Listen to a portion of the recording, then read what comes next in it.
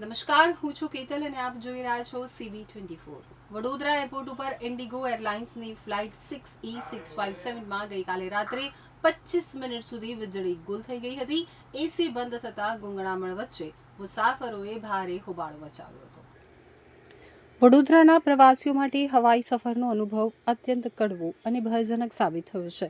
Vadodara airport ઉપરથી take off કરવા માટે તૈયાર ઇન્ડિગો એરલાઇન્સની ફ્લાઇટમાં એક મોટી ટેકનિકલ ખામી સર્જાઈ હતી। ફ્લાઇટની અંદર જ અચાનક વીજળી ગુલ થઈ જતા તમામ પેસેન્જરો અડધા કલાક સુધી અંધારામાં અને બંધ વાતાવરણમાં કેદ થઈ ગયા હતા, જેના કારણે એરપોર્ટ ઉપર ભારે હોબાળો અને અફરાતફરીનો માહોલ સર્જાયો હતો। મળતી વિગતો અનુસાર આ ઘટના ઇન્ડિગોની ફ્લાઇટ નંબર 6E657માં બની હતી। ગઈકાલે રાત્રે આશરે 8:50 વાગે ફ્લાઇટમાં અચાનક કોઈ ટેકનિકલ ખામી સર્જાઈ, જેના કારણે વિમાનનો મુખ્ય પાવર સપ્લાય સંપૂર્ણપણે ખોરવાઈ ગયો હતો। રાત્રે 9:15 વાગ્યા સુધી વિમાનમાં વીજળી આવી ન હતી। પાવર ગુલ થવાના કારણે વિમાનની અંદર લાઇટો બંધ થઈ ગઈ હતી અને સૌથી ગંભીર બાબત એ હતી કે એર કન્ડિશનિંગ સિસ્ટમ પણ ઠપ્પ થઈ ગઈ હતી।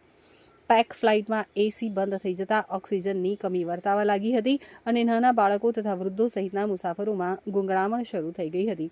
જીવ અદ્ધર થઈ જતા મુસાફરોએ વિમાનની અંદર જ એરલાઇન્સના ક્રૂ મેમ્બર્સ અને સ્ટાફ સામે ભારે આક્રોશ વ્યક્ત કરી અને હોબાળો મચાવ્યો હતો।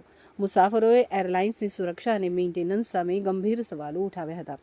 આખરે 25 મિનિટની ભારે જહેમત બાદ એન્જિનિયરો દ્વારા પાવર સપ્લાય ફરી શરૂ કરવામાં આવ્યો હતો। એસી અને લાઇટો ચાલુ થતાં મુસાફરોએ રાહતનો શ્વાસ લીધો હતો। ત્યારબાદ ફ્લાઇટને આગળના ગંતવ્ય સ્થાન માટે રવાના કરવામાં આવી હતી।